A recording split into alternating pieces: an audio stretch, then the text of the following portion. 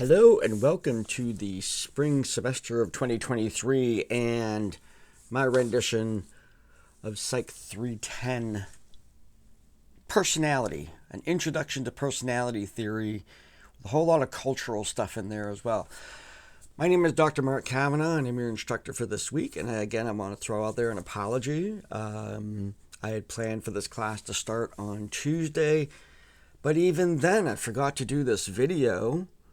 So let me explain what these videos are about. Is each week when I'm teaching an online class, I like to post a video at the beginning of the week, which will be usually Monday morning. You'll be able to watch a video like this, and I will just be sort of introducing what we're doing this week, describing a little bit of the assignments and the assessments and discussions that we are going to be doing together. It's not purported to be a lecture on the material, although I keep it open to explaining some concepts if I think that they're important. I'm going to use this sort of as my principal way of announcements regarding this class, and this was supposed to be already done, and I know you're already in the class, you're already doing things, so I'm just going to go through for those who might not be as familiar with what I do, get everybody on the same page about how I run these classes. Now, I'm a full-time instructor at Kennebec Valley Community College, as well as teaching here at UMA, and so I'm really happy to be teaching you folks this class. I've taught this several times for UMA, and it's a really exciting class. I've never taught it at KV, which is really funny. But this is, you will see a lot of KV in this class. The way I just took my class, that I design all the classes for the psych department there, and I just took the class and copied it over. So if you see references to KV, just change them to UMA. Just an easy way for me to transfer my content over to this college. So speaking of content, the first thing I want to point out, of course, you're already in Brightspace, otherwise you wouldn't be seeing this video, but I want to go over the basic structure of Brightspace and how I use this interface. What you see here is the entry page coming into the class. Over on the right, you see a little kind of a little bio about me. But over here on this left column here is the announcement section, and that's where you're seeing this video. And I use the announcements tool extensively throughout the semester to tell you about when things are coming up, to post these videos, any changes I'm making in the class, but probably most importantly, when I grade something, I go in there and I post that something has been graded. If you do not see that I have posted that something has been graded, you have no need to get in touch with me. That means I haven't graded it yet, because my practice is just right when I'm done grading a particular item, I go and make an announcement. That item is ready for you to review. Please review the assignments and the grades. Now, there's a methodology for that. When you want to review your grades, you're not going to see this. I don't see the course the way you do, so I'm just going to indicate what it is. But if you go up to assessments and you pull this down, you're going to see that there you can go to grades, you can go to assignments, go to discussions, and exams and quizzes. Clicking on any one of those will bring you to the whole list of discussions, quizzes, and assignments for this class. It's through that area that you go in. You look at the assignment or quiz or discussion in question, the one that I've told you I've graded. Then over to the right, you should be able to click on something over there to review your submission. You'll see the grading rubrics that I use. You'll view the comments that I leave. And really, to bring this full circle, learning really necessitates that process of feedback. So I present material, I ask you to do something to represent and demonstrate your learning, and then I give you feedback. The numerical grade is not enough. You really need to go in and see if I've left any comments. Sometimes I won't. Sometimes I grade, just give you 100, giving you the thumbs up basically, and that's it. But I would ask that each time I grade something, take the time to go in and I explain if I've taken any points off of your grade. And so I think that that's probably one of the more important things about learning that sometimes gets skipped over. Maybe you see you got 100 and you're like, cool, that doesn't mean I didn't leave feedback. Give me the opportunity to give you constructive feedback, or maybe just the opportunity to say that you did a really good job. If something's really impressive and very well done, I will tell you that, and you deserve to get that feedback. So make sure you go in there. And if you see less than perfect grades, then go in there and find out. And you have the ability to email me and reach out and say, I don't understand your feedback, or maybe I took off points and didn't leave feedback. That's pretty uncommon, but I'm human, and it's a dialogue about these things. So make sure you avail yourself to that. Now, the rest of the resources regarding Brightspaces, there's really only 2 links. And the main link, it's all under content. You go to content, and the first link, okay, not this one,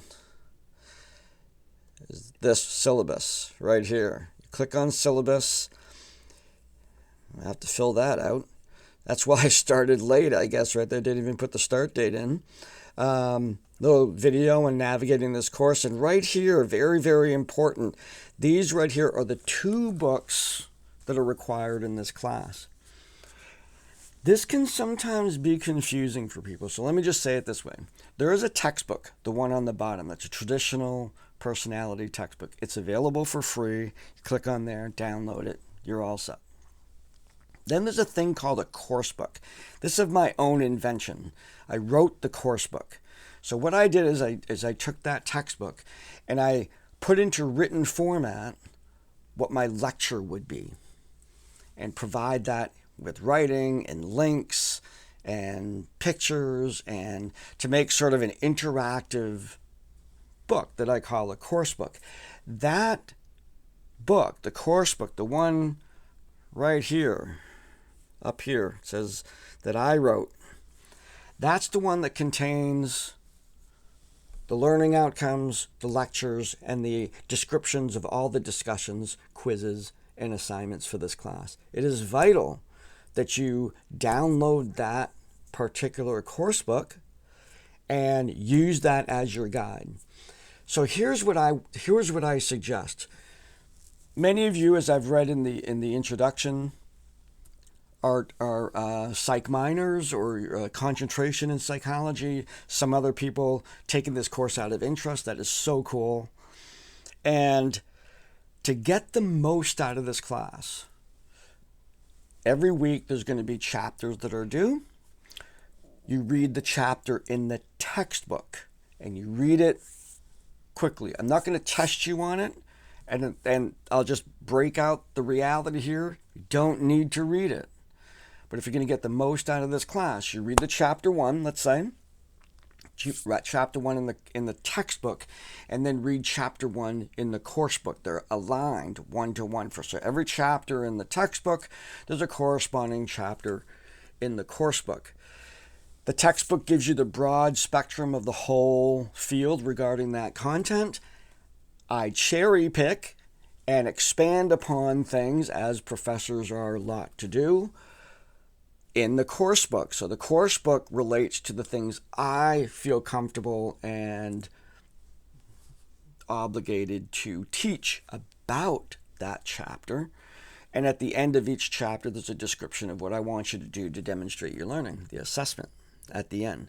So the procedure, like I said, you're approaching a week, you see what's due, you read the textbook, then you read the course book, and then you're ready to go into Brightspace and participate in any of the discussions, quizzes, or assignments. Now, to get the course book, like if I said the textbook is free, just download it. It's an out-of-print textbook, so it's free. If you look at these links right here, I make the course book available as a free PDF. So you can download it free. If you have an Apple device, whether it's an iPad, an iPhone, or an Apple computer, you can buy the Apple Books version from the Apple Bookstore for $4.99. Or you can go to Amazon and order a print version for about $30. Or you can get it in the KVCC campus store. And so you have some options here, including free options. Now, because I designed these books for a program, designed the course books for a program where everybody has an iPad, the best version, the best experience with those course books is the Apple Books version. The videos usually play right in the document. It's like being in a Harry Potter movie. You know, the book actually has moving pictures in it. It's on your device. You get to keep it. That's it. You know, it's great. The print version, however, as you could probably imagine, you can't click on the links. So if you go into the print version, it's also in the digital versions.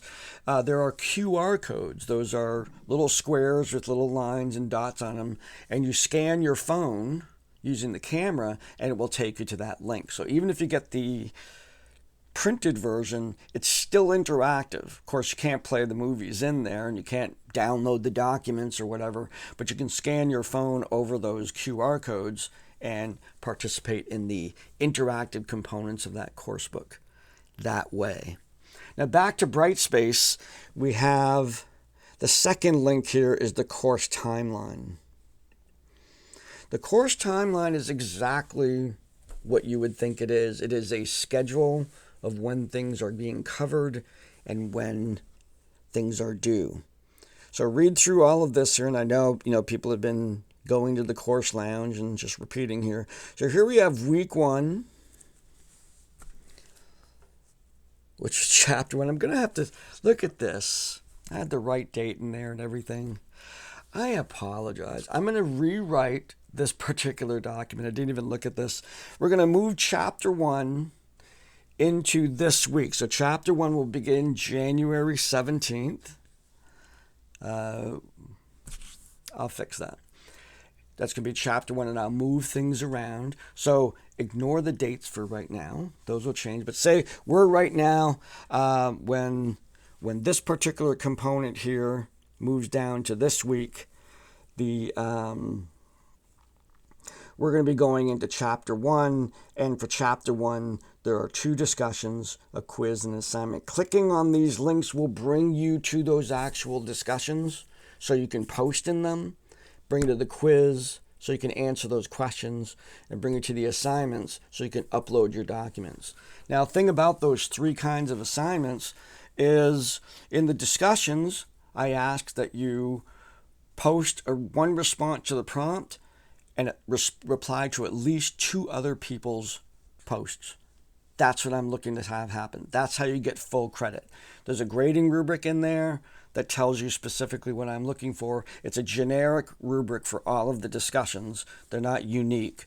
And so I'm looking for a good, thorough answer of the prompt based on your own reflection, and then at least 2 substantive responses to other people's posts. So good job, I agree, is not enough. You won't get full credit for those. I encourage you to do that. That's great supportive aspects of discussions to create a community of learning. So please do that. But then in addition to that, add something to the discussion. Add something to the conversation that's going on. Make this fun. You will see leaders in the class. Become a leader in the class. Post early to give other people a chance for responses. This is a group effort. I do not have a policy, first post by Wednesday, second post. And I know people sometimes do that. I'm leaving that to you to manage and feel the responsibility to your fellow students to do that and post things timely. So that said, go ahead and do that. The quizzes, you go in and you actually enter, but you You enter the questions, you enter your answers, but the questions are listed in the course book. So you really should prepare your answers ahead of time and then go in and just paste them into the box. And then you're good. You're not spending a whole lot of time in Brightspace doing quizzes. The same with assignments. In the course book, there's a full description of each assignment with a grading rubric. You prepare your document with a title page. Unless I've told you not to, it's a title page every time is the first page in your document. And then what I've asked you to do after that, follow the rubric. It's very frustrating for an instructor. I'll get something and there's no title page or something like that. And it's like, how easy is that? And it costs you 10 points every time that happens. Or there's a section that's missing that was right there in the grading rubric. If you've ever wondered, if you ever asked what a teacher is looking for in a particular assignment, I have provided that for you in the form of the grading rubric for every single assignment in this class. Now, in addition to the regular chapter-centered assignments, there's one other, and that is a larger sort of project-oriented special assignment. That's due much later in the semester, but it's something you probably want to start working on now. And that is an autoethnography. The autoethnography, described in detail in the course book, is an opportunity for you to explore the development of your own personality. And it's an ethnography because this class focuses on cultural factors impacting your personality. So it's really sort of an anthropological approach to understanding yourself along with a psychological one. So you can cherry pick from all the different theories. You can look at the different cultural effects around you, people around you, a little bit of social psych going on, and come up with this, a description of who you are based. You're writing it about yourself, so it's like almost like an autobiography. This is an autoethnography, taking into consideration the social factors that have brought you to make the decisions you've made about who you are. Most of the time we make those decisions. As we'll explore, there are aspects of our personality that may be genetic, or they've just been such an ingrained part of our culture that they just seem the only way in which we can think, feel, or do something, despite the fact that there's usually a diverse way of thinking, feeling, and doing things. So that's essentially the class. So my apologies again for the kind of weird start. I'm going to go in, after this video is posted, I'm going to go in and I'm going to restructure the course timeline to align it with right now in this week that began on Tuesday. We are just doing chapter 1. So that's coming right from me. No matter what you see in here, we're just doing chapter 1. Don't go to chapter 2. And as I did a post earlier saying don't go ahead, and yet that individual was actually following the timeline. So my apology to the people that were going into chapter 2. You were just following my directions. But I'm going to rearrange the timeline and put things in the order as if this is our first week. From this point forward, I'm going to make much better effort to communicate at the beginning of the week. It was a little bit of a confusion at the beginning for me, and we'll make sure this doesn't happen again. So look forward to seeing all of your work in this class. Again, if there's any questions, there are ample ways to get in touch with me. The best one, however, is in the discussions area. There's a link in the timeline. There's course questions. Course questions is a discussion board that is in there, along with the course lounge, where you post questions about the structure in the class, or assignments, or what do I mean by this, or where can I get information about that. I really encourage you, if you have a question about that you feel that you have, is to post it in there. Not only might somebody else answer that question for you before I get to it, which is really timely, but when that answer, if I post an answer to your question, then everybody shares in that. If you have a question about something, chances are there's 5 or 6 other people that have the same question, and you've been a leader by asking that question. So bringing that to everybody's awareness, and your effort to get that answer helps other people. Great thing to do. So I look forward to, I've already really enjoyed the introductions, and I've really enjoyed the initial postings in here. I scatter my participation in the online discussions. Don't try and be too intrusive in that and let you discuss these things, but I do monitor them, and they look great. Folks are already started despite my great attempts to confuse you. With that, I'll leave it to you. I will see you in the discussion boards, and have a great week.